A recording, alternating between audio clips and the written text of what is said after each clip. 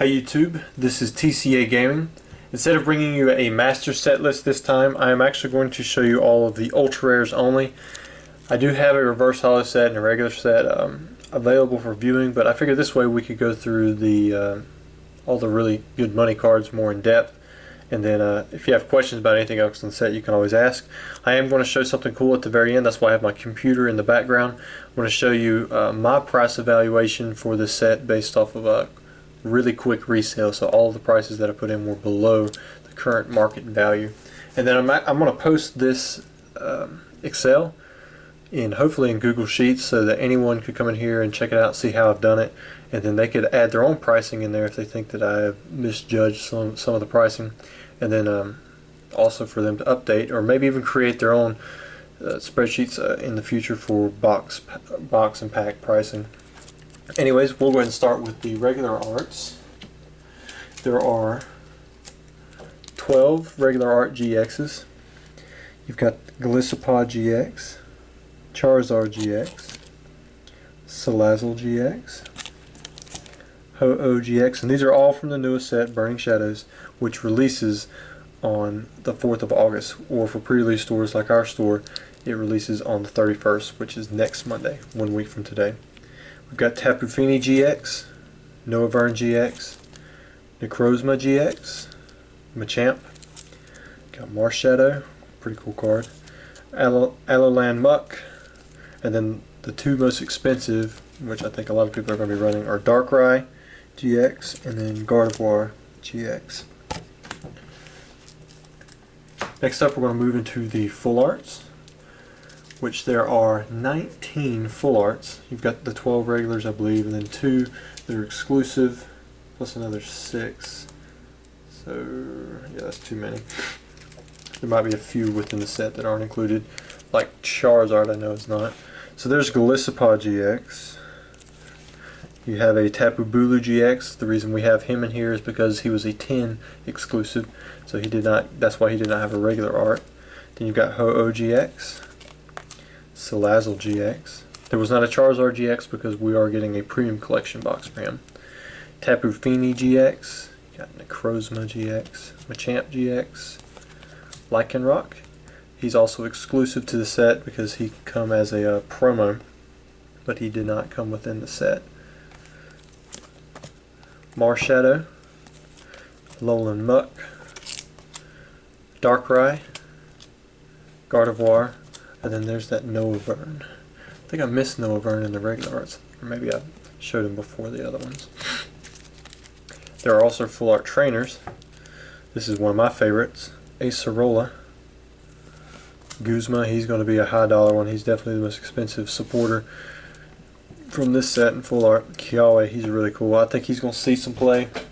He's definitely a turn 1 card. It works a lot better in decks like Gardevoir or something with high powering fire cards like Turtonator, Volcanion, Plumeria. Not really that great. Sophocles, I think this is a good card to use with Darkrai GX. Discard 2 cards from your hand. If you do draw 4 cards, you can discard the Darkrai and an energy and then bring them back onto your bench. And then you also get to draw your 4 cards. And then here's Wiki.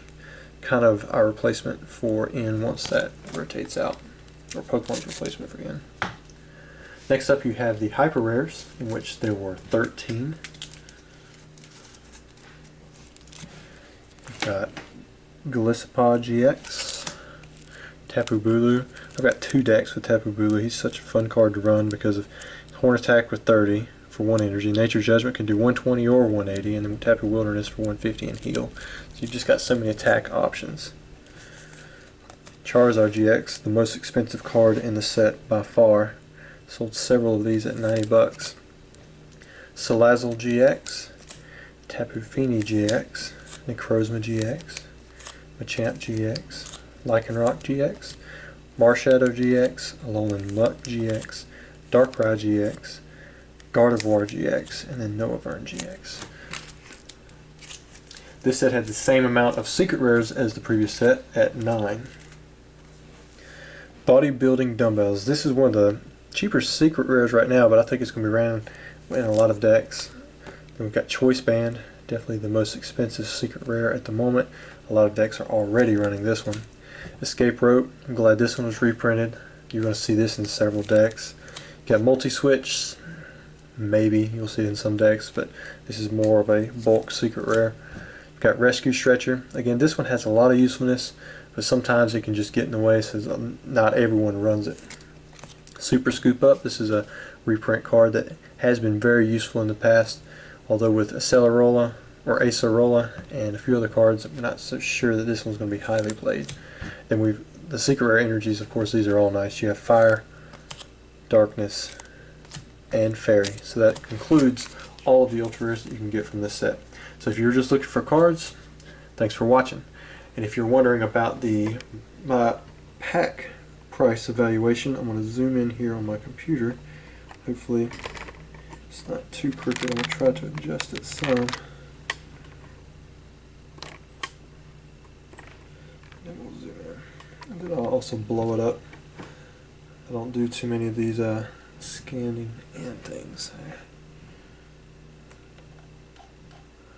Alright, so let's pull it back out a little bit. If you can follow my finger right here, I've got a total pack evaluation of $3.26.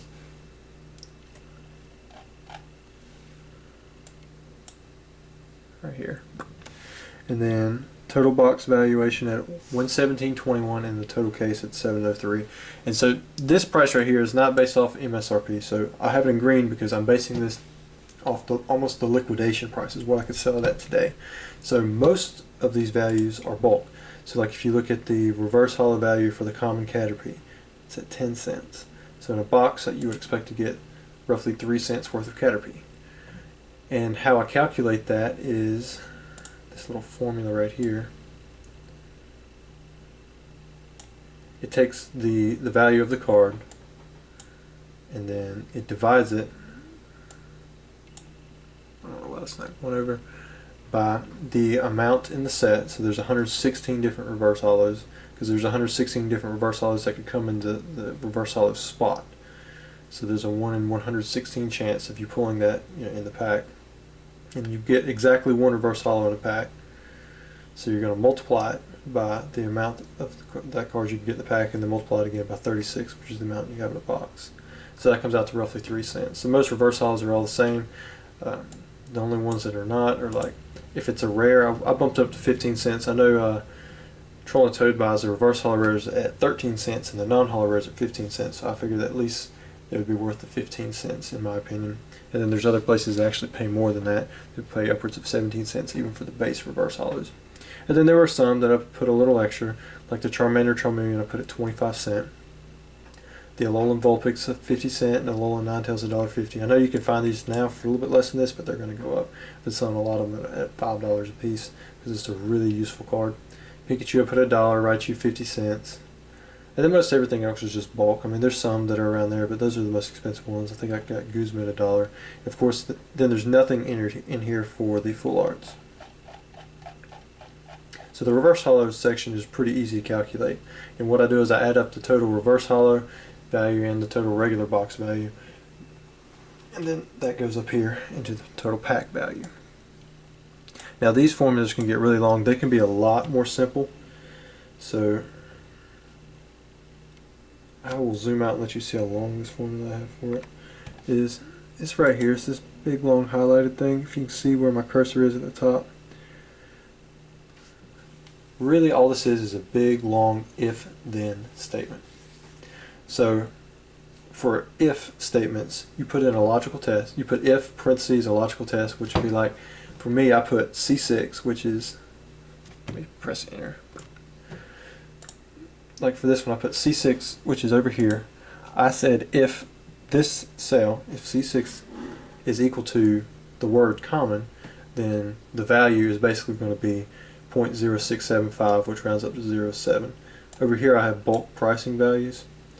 So like energy is 0.025, which rounds to 0.03, but it doesn't actually round it. It keeps the full value in there. Commons are 0.0675, and these are based off Troll and Toad bulk prices. This is someone you can sell to anytime you want during the day. and I go down through here. The only ones that are not based off the trolling toad bulk are like Hyper and then the Secret. But to me, any Hyper is worth at least $5, and any Secret is worth about $5. You could probably bump the Secret down for a few sets, but anything in Sun and Moon or newest sets is usually worth at least $5. And then so forth.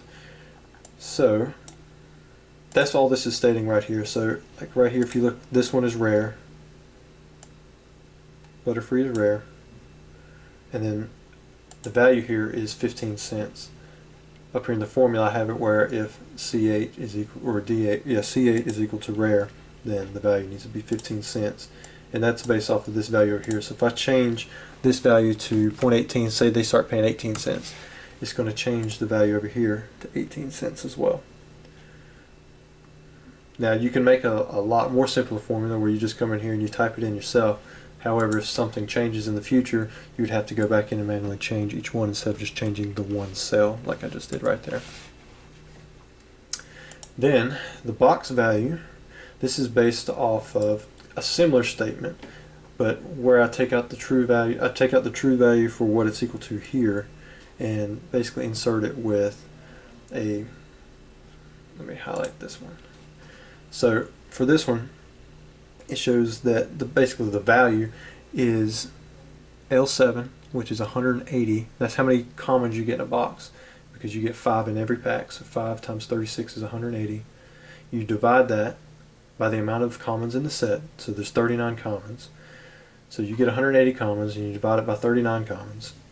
That's going to give you the amount of that particular common on average you should get in a box. This is assuming the same pull rate for each card. So like you're not going to pull one common higher than another common. Once that gets thrown into the mix, you can't really tell what's going on. And then you multiply it by the value and you get the total value in itself. You add everything up from each column and then you have the total pack, box, and case value up here.